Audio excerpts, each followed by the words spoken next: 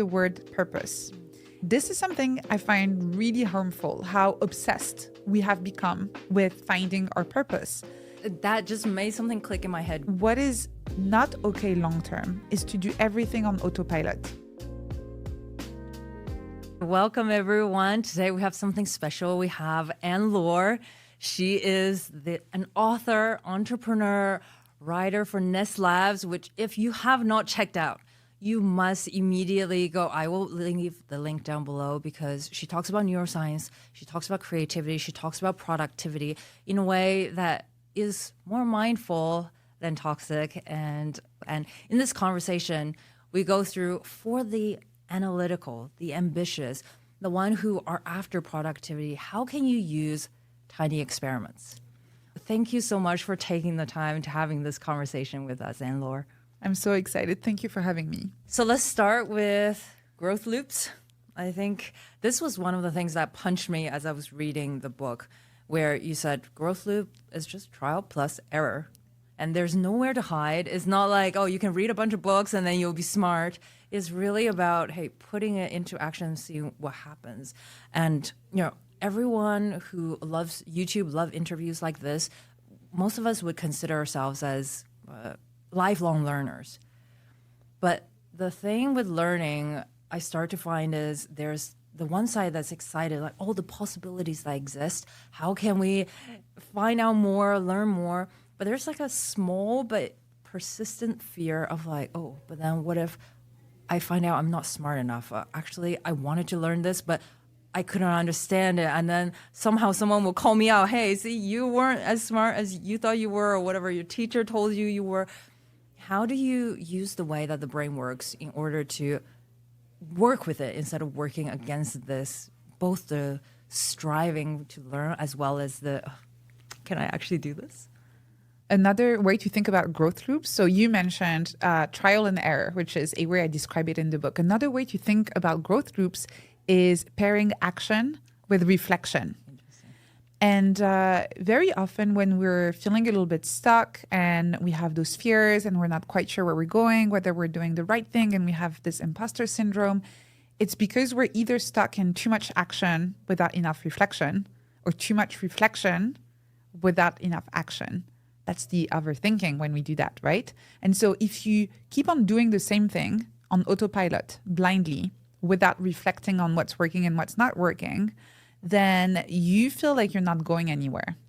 And that will give rise to that sense of uncertainty and self-doubt that you just described. And on the other hand, if we keep on trying to have the perfect plan, to know exactly where we're going, but we don't get started because we're not quite sure that this is going to work, we don't make any progress and we're not learning and growing. So a good way to think about growth is to always tell yourself, I need to pair action with reflection. So I will try something and then I will reflect on it. I'll see what works and what doesn't. And when I'm done reflecting, I will go back to action. I will take what I learned and I will implement that in my next iteration. That opens up everything that I intuitively knew about being consistent, being not enough. That you mentioned, everyone's thinking, okay, if I need to do something, I need to do it consistently for the next year, and then it will just build from there. But what you've paired that with is, okay, and then what happens? It's not just blind consistency, but, oh, and then I found out this about who I am, about what this project is about whether I want to continue to do this or not, which naturally leads to tiny experiments and learning from your mistakes. Yeah, it's basically the idea of iterating. We talk a lot about consistency, but I don't think we talk enough about iteration. And consistency can look like going in circles if you keep on doing the same thing without learning from the experience. And iteration, that's the loop part. That's when you learn from each experience and you implement what you learned into the next iteration. This is how you grow. Because every time you iterate, you're going to learn a little bit more about yourself, about your work, about the world, and about your place in the world. And this is this constant learning and this constant self-discovery that's going to allow you to discover your path. That That just made something click in my head because people who are on this channel, they hear me talk about the input-output loop. And everyone assumes that the input comes from somewhere else. Like, oh, I'm watching your YouTube video, I'm listening to the podcast, I'm reading your book. But at some point, we start to combine those with what we love, what our interpretation is, make that output that's ours. And then we start having input that's ours, but also we can input more. And that is the most beautiful thing where we don't feel like, oh, I must learn this from someone else. You can learn from yourself too. Yes, it's very philosophical, but it really boils down to the definition of self. What is a self? And your self is actually a lot more porous than what you think. And at the interface of yourself and the outside world, there's a lot going on. There's lots of exchange. And so you can either ignore that and say, no, this is my sense of identity. This is who I am and this is where I'm going.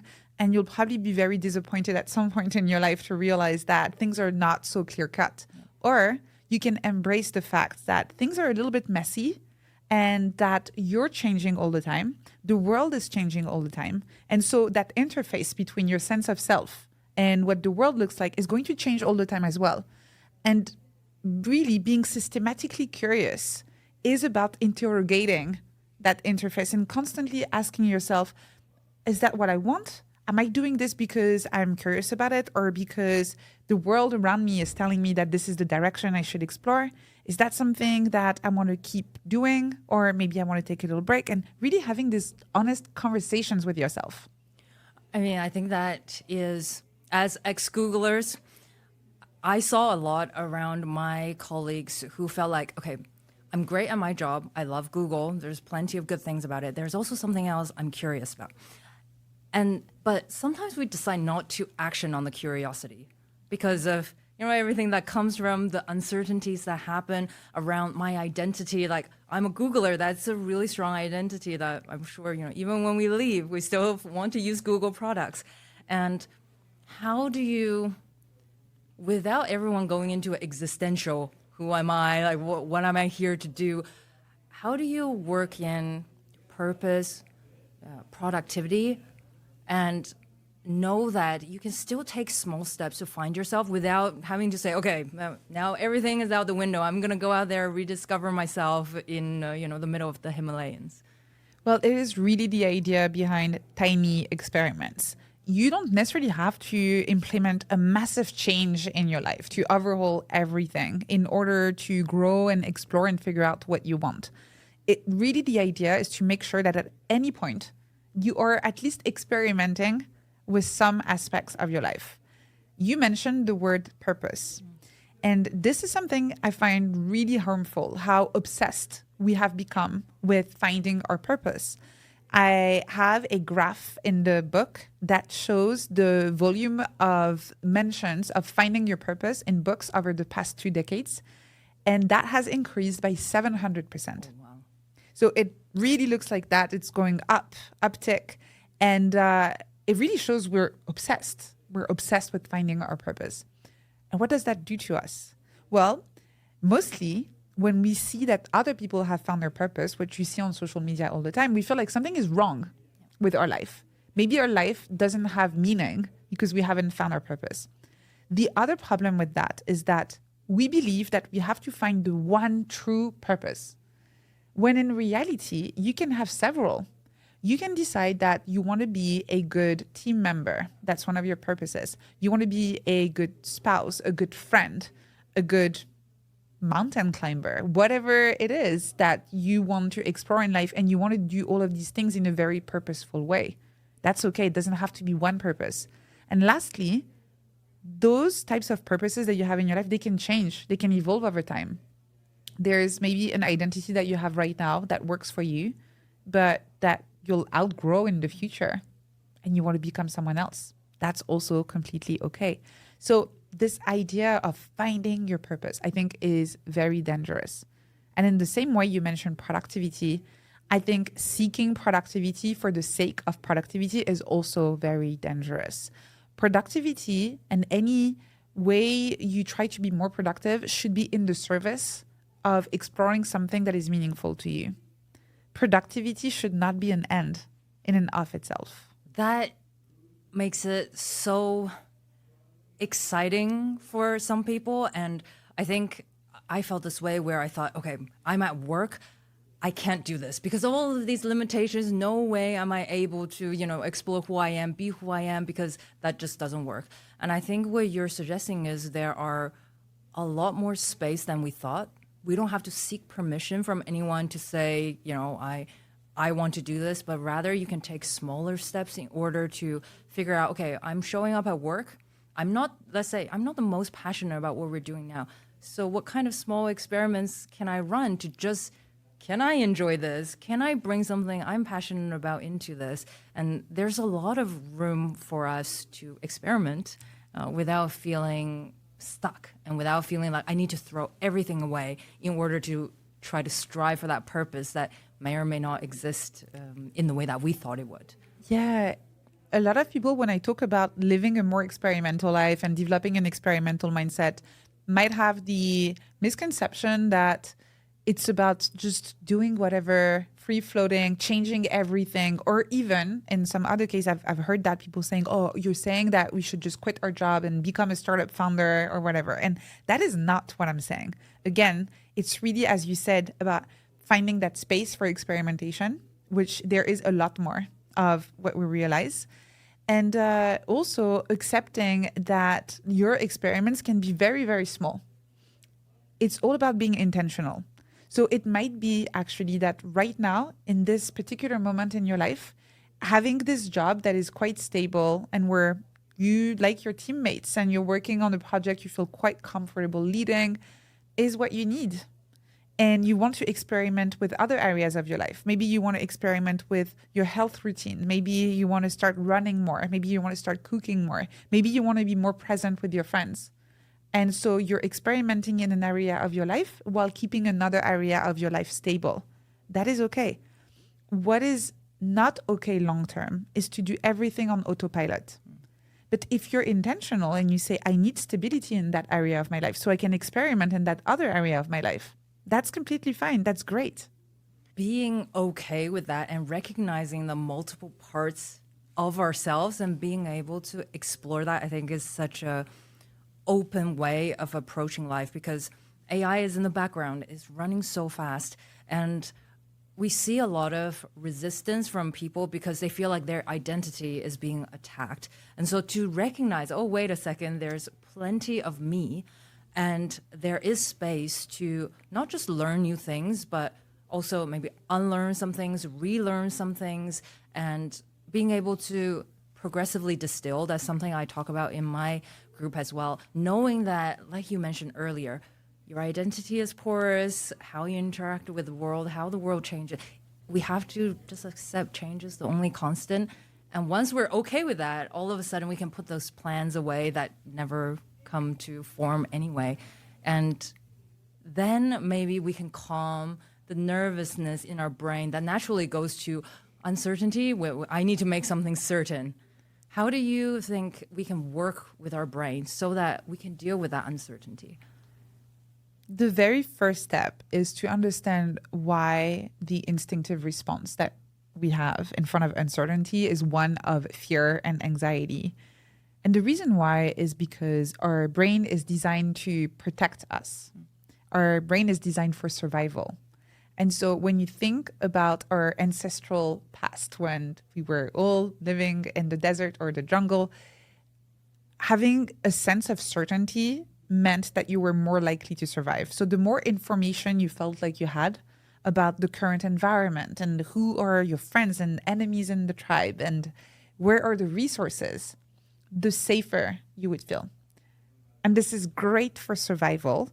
So your brain is doing a great job when it comes to helping you survive. But if you want more than surviving, if you want to thrive, if you want to grow, if you want to really fulfill your potential, then your brain is kind of getting in the way by trying to protect you a little bit too much. So I think first step is to remove some of the self-blame that we have around that sense of fear and anxiety and realize that it's just your brain doing its job. And so you can say, I know it sounds silly, but really like, thank you, brain. I know you're just trying to protect me here. I got it. But let me just, get back into what I want to do. I actually want to explore this thing, even if it feels a little bit scary. That's the first step, is just accepting that sense of uncertainty. But you can actually fully embrace it. Fully embrace it and have fun with it. And this is the mindset that scientists have. So scientists, when they see something that's unclear, that they don't understand, but they don't know where they're going, they don't try to run the other way or to find a solution as quickly as possible. They get excited. They feel like, what's going on here? What can I learn from this? And it's really in solving that uncertainty that they find joy and fun and really a sense of almost childlike playfulness. And so that's the next step, trying to really reconnect with that sense of, I don't know what's going on here, and I'm actually excited to find out.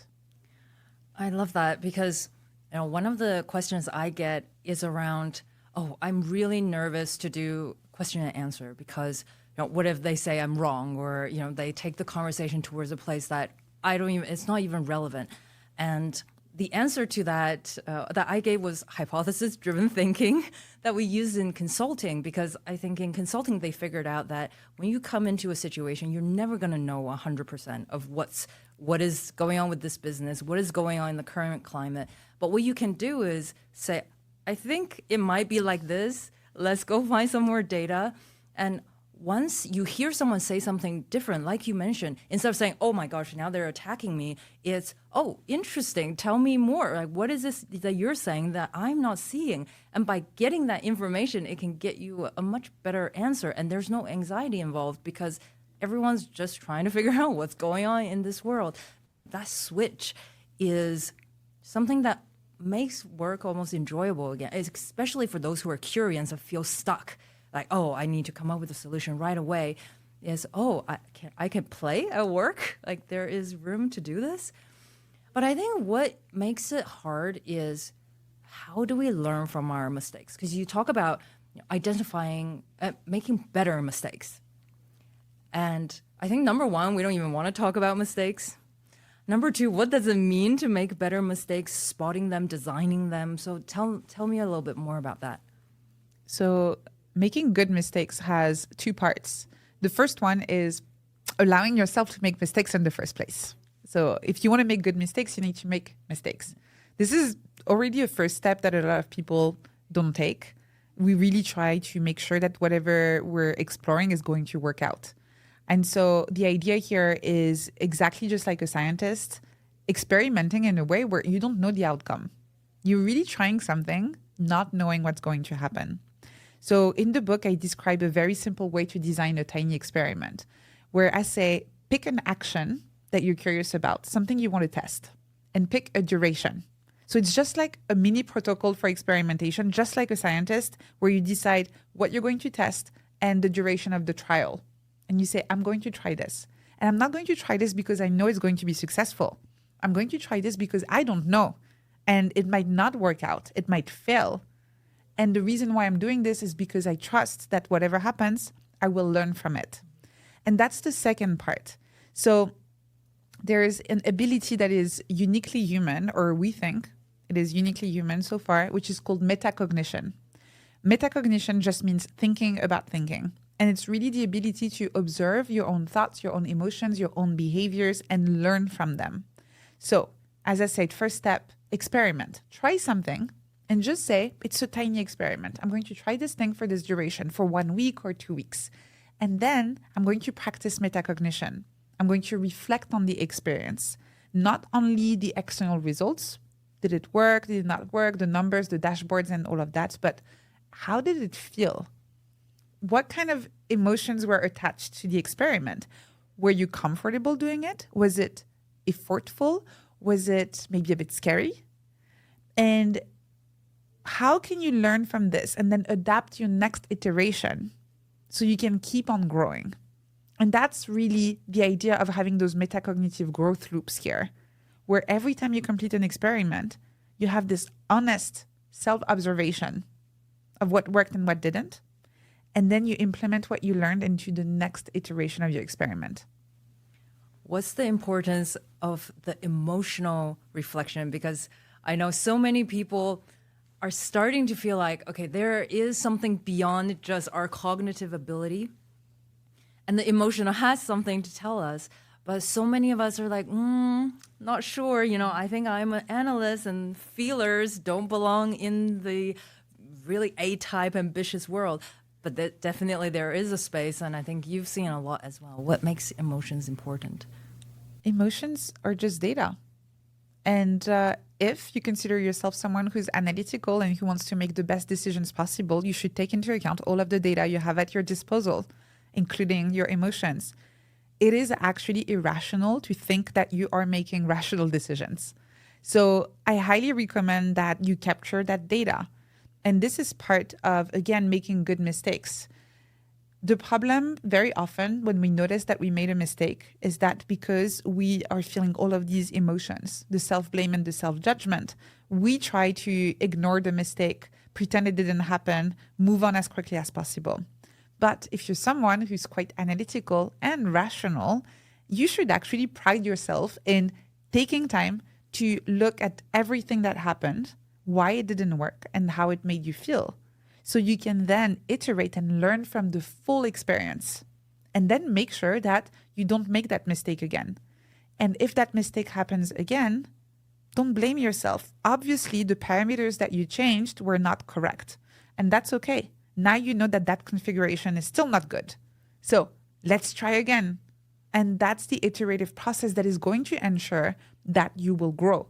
You don't know what it is going to look like because, again, you're figuring it out. You're doing something new. But you can trust that you will end up finding a good way to do this if you keep on iterating and learning from each mistake.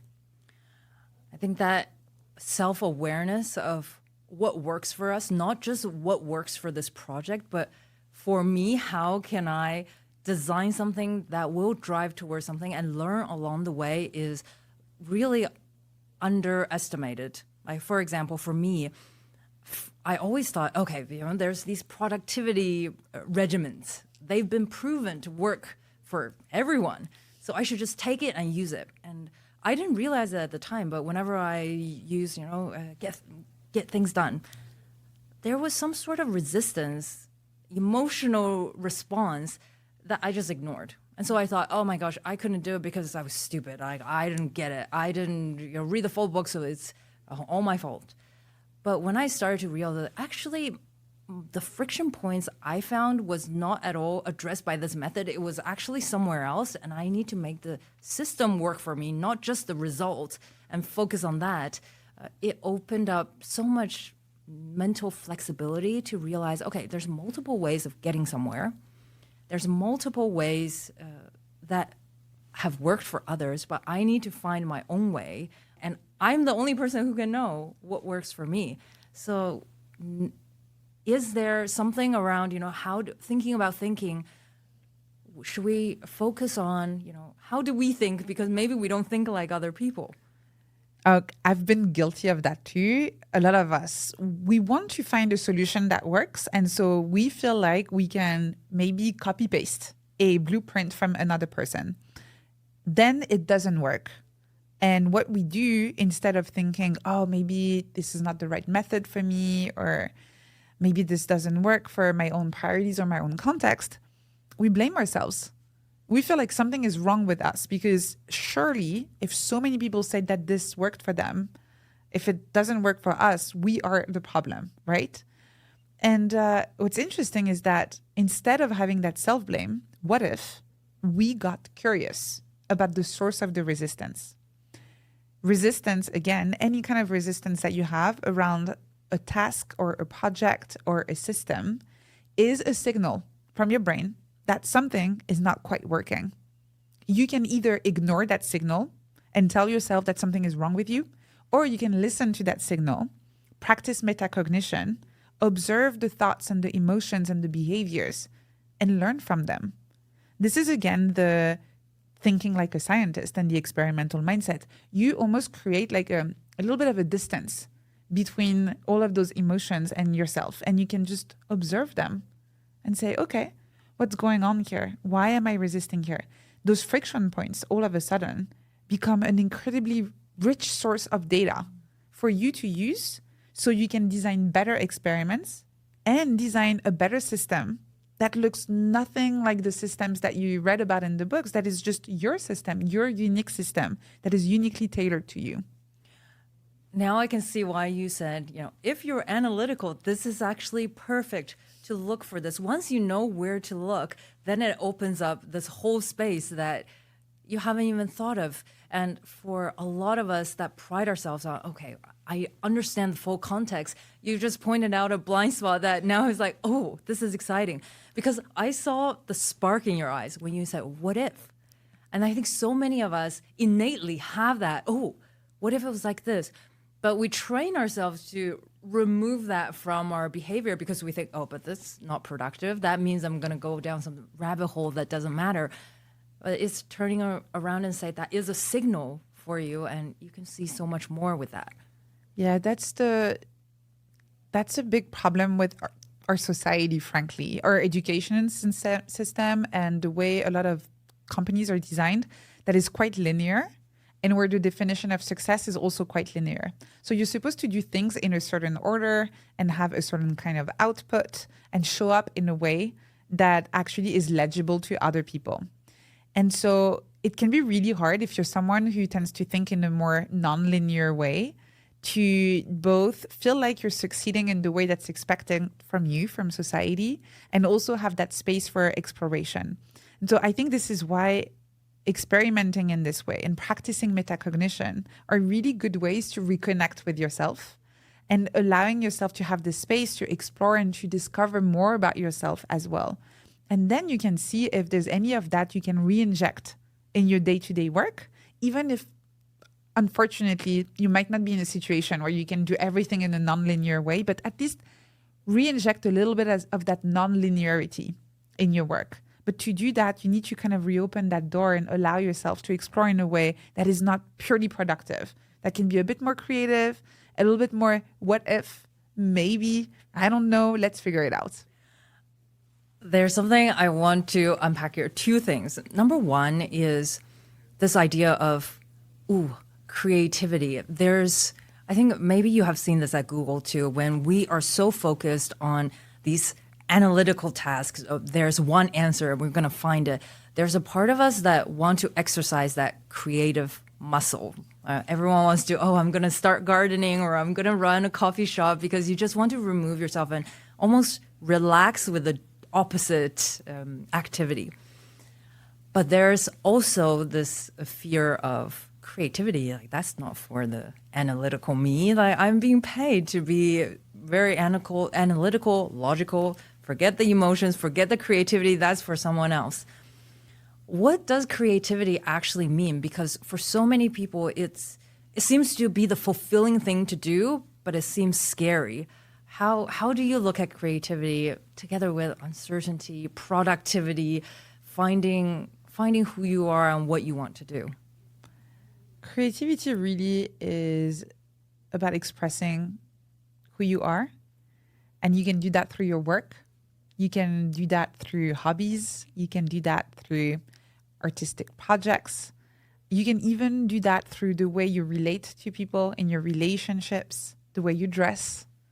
Creativity can be absolutely everywhere. And I think a lot of people who are or consider themselves analytical, if they expanded their definition of creativity, would realize that they're actually probably very creative. It's just that the definition of creativity we've been taught to use is so narrow that if you're not the kind of person who doodles all the time or who is very artistic, you might think, I'm not creative, I'm just analytical. The truth is, all human beings are both analytical and creative. And so I would first question that assumption that you're just analytical. You're not. You're also creative. And then you can ask yourself, okay, how do I want this creativity to show up in my life and in my work? Is that just a little bit? I want to just kind of explore and play with an idea. Do I want to give it more space? But it's a little bit like writing. I hear so many people say, I don't write. I'm like, no, with the number of emails you write every day, you are technically a kind of writer where you need to find the right words and know how to communicate your ideas, and it might be in short form in an email, but you do write. So it's the same with creativity. It's knowing that it is part of your life. And so you can actively decide to shape it and give it more room if you want to. Sounds like another tiny experiment Yes. to run. And on the idea of tiny experiments, I think one of the things that I see a lot of people do as we ran a tiny experiment challenge is, oh, okay, now I need to do something big. Like for the next year, I would do something. And of course, you know, on day 2, something happens and then you lose that one day of streak and you're like, well, now it's all a disaster. I can't do this anymore. As a scientist, how do you make sure that when you run the experiment, they're set up in a way that helps you find data? It doesn't matter what unexpected thing happened. A few things. The first one is, and that's why the book is called Tiny Experiments, keep them small. I call this the maximalist brain. It's our tendency to always want to go for the biggest, most impressive version of an experiment. So if you're hesitating in between running an experiment for 3 months or 3 weeks, go for 3 weeks. In between 2 weeks and 2 days, go for 2 days. You can always iterate on your experiment. So if you go for a very short one and you love it, that's okay. You can run another one that's a little bit longer. But if you go for a bigger one and you never finish it because it was too much, you might just not explore that idea anymore. And that's a shame. So first, always go for the smaller version of an experiment when you're hesitating. The second thing is don't run too many experiments at the same time. So if you're someone who's highly curious and highly ambitious, you might have the temptation to say, amazing, I love this idea of running experiments. I'm going to start experimenting with everything. When you do this, it's very hard to know which variables are having an impact on the way you feel, on your creativity and your productivity and all of those different aspects that you might be curious to experiment with. So one experiment at a time is my recommendation. The only exception I'm giving to people is you might want to run 2 if you really want to, but they have to be in completely separate areas of your life. So if you want to experiment with the way you run your meetings and meal prep, that's okay. They're so different that they might not overlap a lot. But in general, one experiment. And the third one is pick something you're actually curious about. Don't pick something to experiment with because you heard someone who said you have to do that, you should do that. Pick something you're excited about, you're curious about. If you keep it small, if you make sure to only run one experiment at a time, and if you pick something you're really curious about, then you're very likely to manage to finish your experiment. And once you finish that experiment, what do? How do you actually use that metacognition to make sure that you get what you want out of it and, you know, shut out the noise of, oh, I should continue just because I should, or I shouldn't because it's taking too much of my time and it's not focused on the productivity I should be doing? How do you reflect? I love that you're asking that because, again, it's the action plus reflection, right? So you're done conducting the experiment. You need to make space for reflection. And for that, it's really important to consider both the internal and external signals. So we're usually very good at looking at the external signals. So let's say that you conducted an experiment where you said, I'm going to start creating YouTube videos, or I'm going to start writing a newsletter, or I'm going to start this project. And you might look at the likes and the comments and the subscribers or whatever external metrics of success. This is what we're usually comfortable doing. What about the internal signals of success? How did it feel? If you did this project and it was successful on the outside, but you hated every single moment of working on it, then maybe that's not something you want to keep doing. Because is that really success? If you hate every single moment of something you're working on, maybe not. So very important to take into account external and internal signals. And then you can ask yourself, do I want to persist with this experiment? Just go for another round. I'm just going to keep going. I actually like it. Or maybe I'm not quite sure yet. I need more data. So you keep going. And so if you've been running this experiment for 2 weeks, you can say, let me do another 2 weeks. I need more data. I'm not sure. You can pivot, which means that you might want to scale it up, scale it down, change something. So maybe with your daily writing, you've been doing it in the morning and it's been kind of difficult to start with that. Maybe go for another 2 weeks, but this time doing it in the evening and see if that helps. So you can tweak the parameters of the experiment and see if that changes anything. Or last option, which is completely okay, you can pause. You can say, after those 2 weeks, I'm not convinced this is for me. I didn't like it very much, either because of the external or internal signals or a combination of both. And it doesn't mean you're going to abandon this forever. It just means you're putting it on the shelf for now. And you say, currently, with my current context, priorities, levels of energy, and anything else that's going on in my life, I don't want to keep going for now. Pause. So those are the 3 options.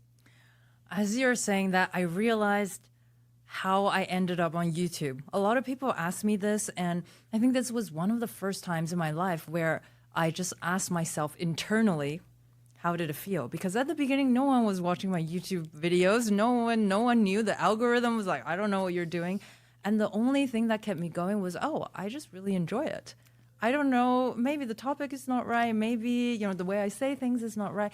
But anyway, this is fun. I'm getting something out of it. And that selfishness, I think, helped me keep going. When everyone else was like, Vicky, you got to niche down. Vicky, you should do this. You should do that. And I think that's one time where I trusted myself to say, okay, externally, it doesn't make sense. Why am I doing this? But internally, something tells me I got to keep going. And so I did.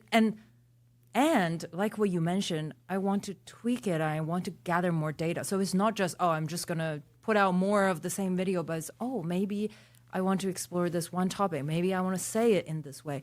And once I started understanding there's specific data I'm looking for, the experiment became so natural. Like I knew the outcome didn't matter, because if I found out no one's interested in this way of opening things, great, I just won't do it.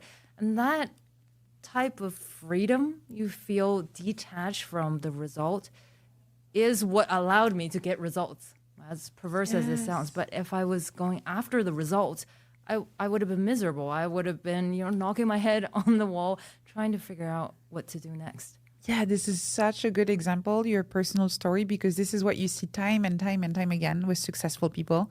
None of them will tell you, if you ask them, how did you figure out what you wanted to do? How did you find this project that you're working on and that you're really excited to explore? If they answer truthfully, none of them will tell you, I became obsessed with getting to a specific destination, and then I applied a step-by-step blueprint that I copy-pasted from someone else. None of them will tell you this. Most people, when they tell you that they had a period of time where they were obsessed with the outcome, will also tell you that their mental health was not great at that moment. Now, if you ask people, how did you find this? How did you get there? How did you make it so sustainable? And they answer truthfully, they will all tell you, I had no idea where I was going. I had no idea what I was doing, but I was enjoying myself and I was optimizing for enjoyment. I was optimizing for finding the joy in the work. And I kept on tweaking and iterating, and now I'm here. And if they're being honest, they will also tell you, and I don't know where I'm going next because I'm still in that process. So it's really, I know it's going to sound really trite to say this, but it is really about falling in love with that process of experimentation and falling in love with not knowing where you're going and enjoying that journey. Trust the process and trust yourself in the process to figure it out. I think that with uncertainty, we feel like, we never know what's the right answer, so I'm never prepared. But also, we've seen small evidence of ourselves being able to figure it out. Doesn't matter what happens, eventually you find the reason. I think we're too much focused on, someone needs to tell me the answer, otherwise I can't do it. I don't know the right answer. It's rather you'll have your answer and you'll figure it out, make those mistakes. I mean, when we say mistakes, we feel like, I'm tensing up. I did something wrong. But like you mentioned, that experimental mindset, all of a sudden, those things don't matter. And one of the things I found really helpful for me was finding a group of people who can get together and openly discuss and try things together.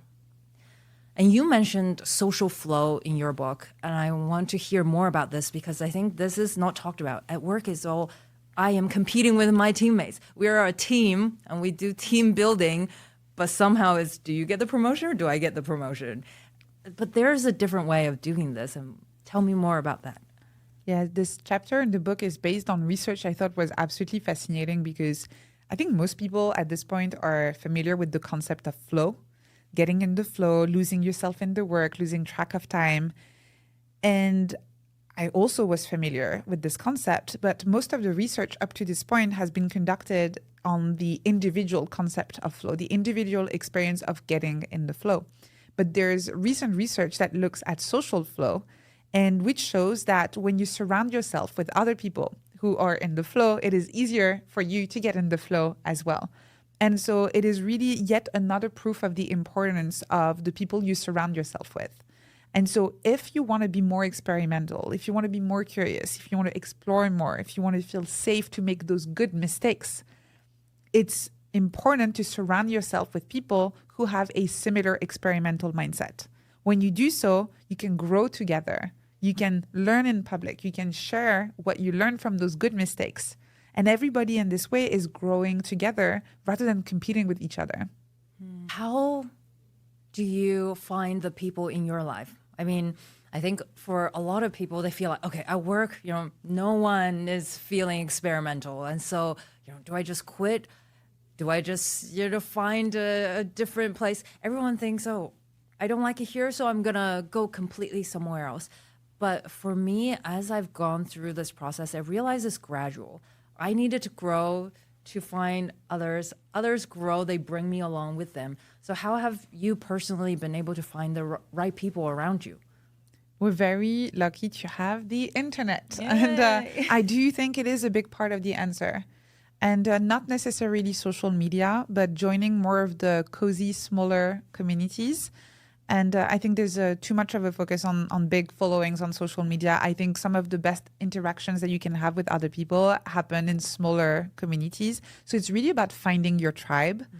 And I would really recommend anyone to invest a little bit of time trying to find those different communities and joining some of them. And again, you don't have to see that as a commitment for the rest of your life. It can be an experiment, and you can say, I'm going to join this community and I'm going to stay there for 3 months or 6 months and see what happens. See what I learn, if I click with the other people, if I connect with them, if I discover new things about, again, myself, my work, and the world, and explore in this way and see what works and what doesn't. I also think that in-person events are very important to connect at a deeper level.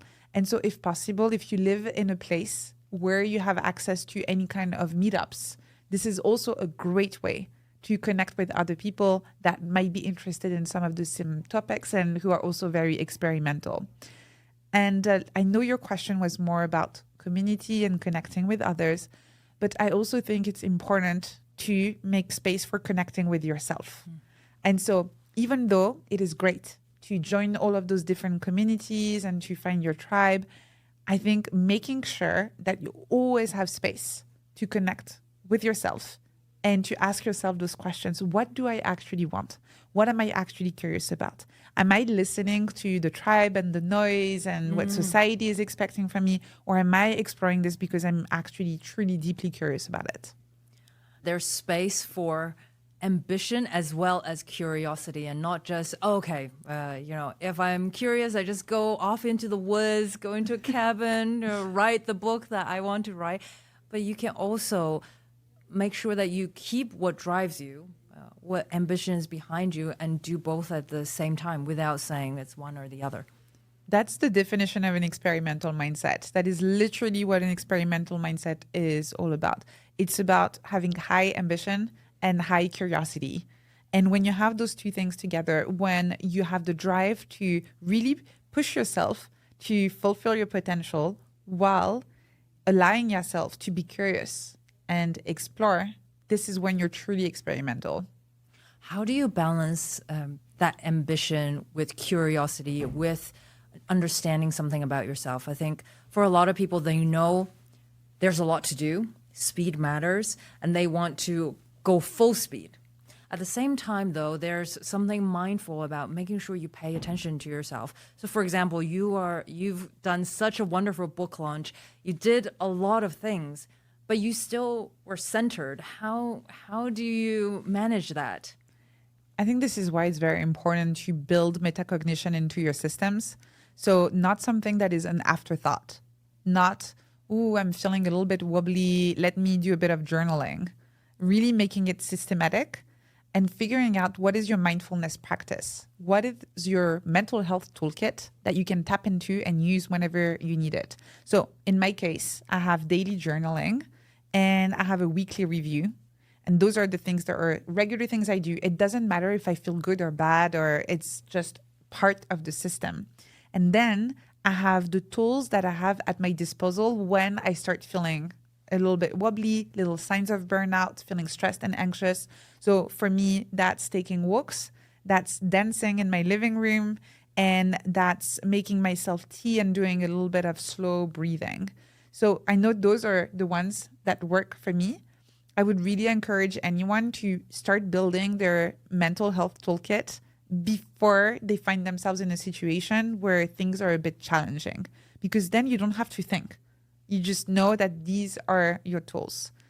And very importantly, to know when you should use the tools, again, metacognition, paying attention to the signals that your brain is sending you and not seeing them as an inconvenience, not seeing them as something you should get rid of, seeing them as something you can learn from.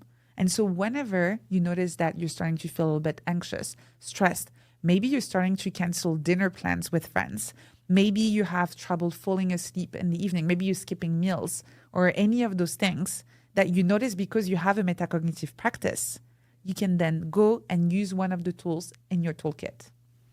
How do you build that habit for someone who feels like, well, I can just charge on until I crash out and then I will recoup somehow and then do it all over again? How do you start to change that and incorporate that? You mentioned daily journal. I think a lot of people feel like I should do journals, but then you fall off because you don't quite know what you're looking for. You know you should do journaling. So how do you set it up? What are you looking for when you build that up? So you don't need to journal and you don't need to do anything that I do.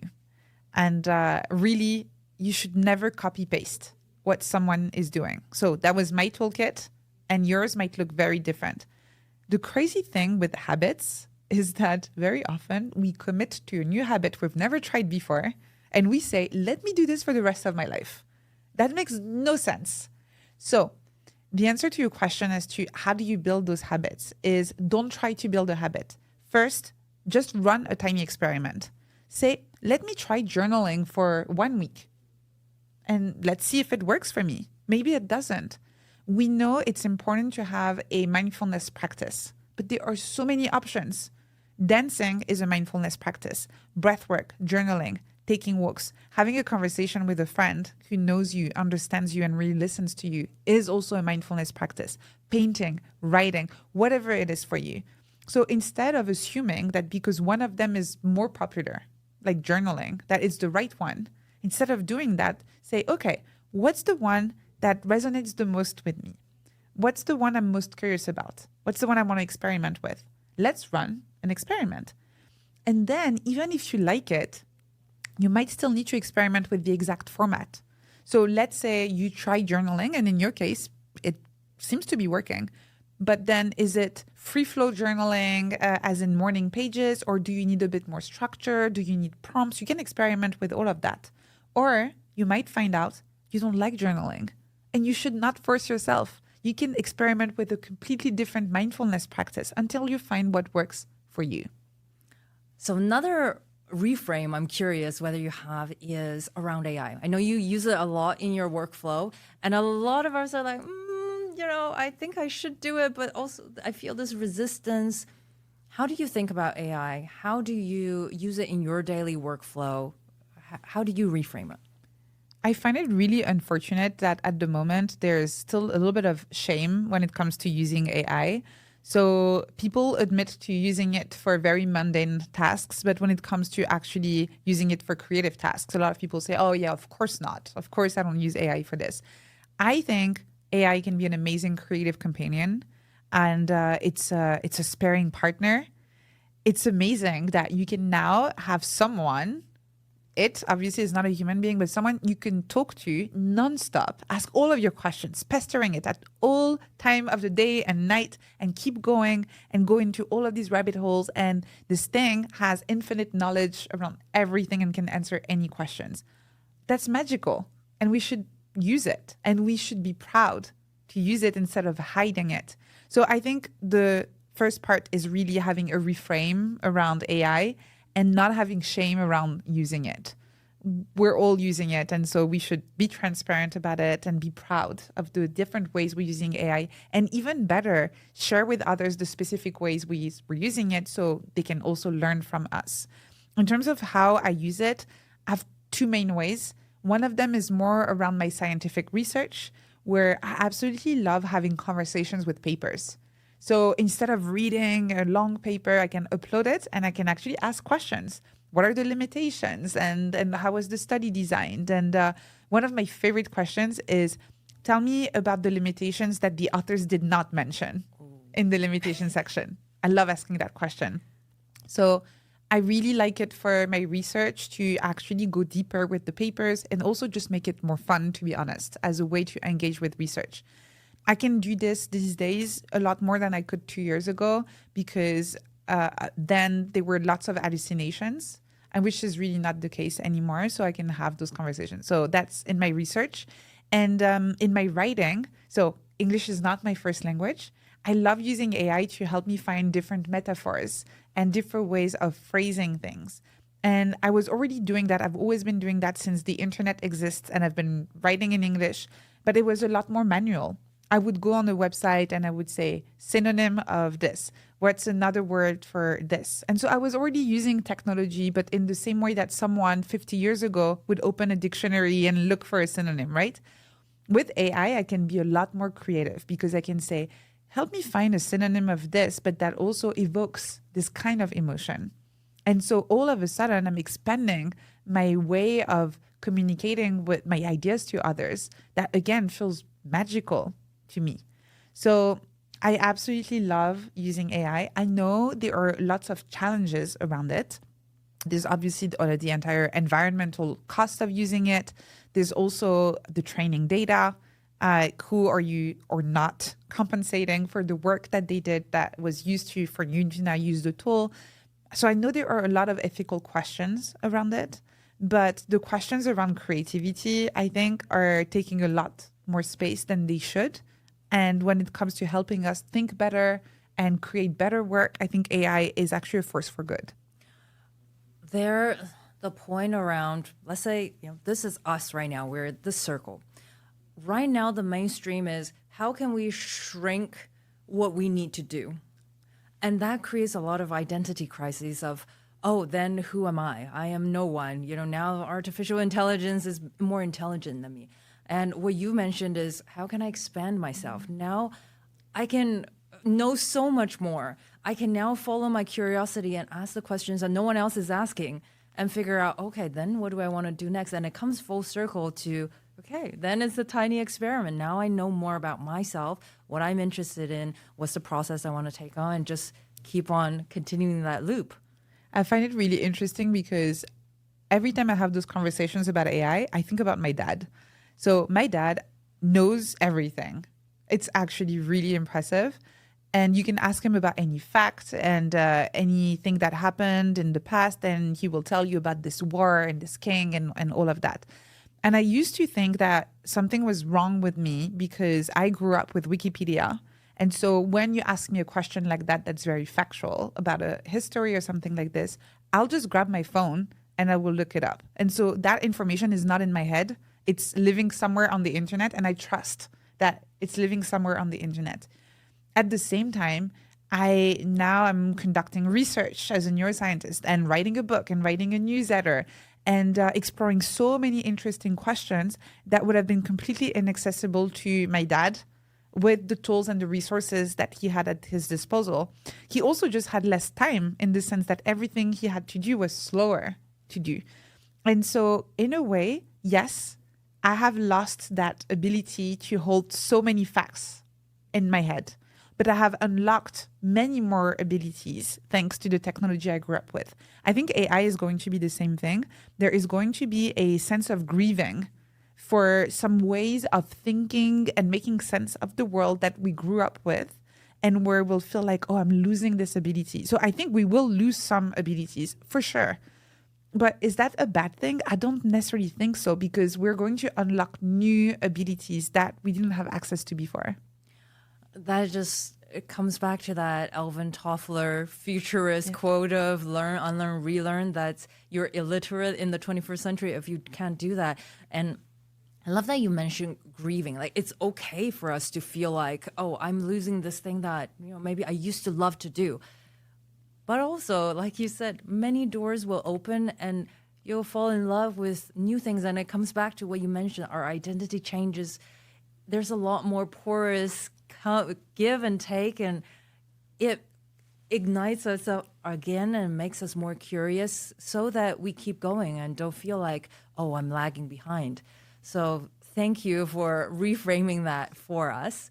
And so here is Anne-Laure's book. I want every one of you to be able to do these tiny experiments and do that growth loop of trial, error, of action and reflection. So Anne-Laure is going to sign this wonderful book, and we will give it away to someone who comments in the comment section what tiny experiment you'll do.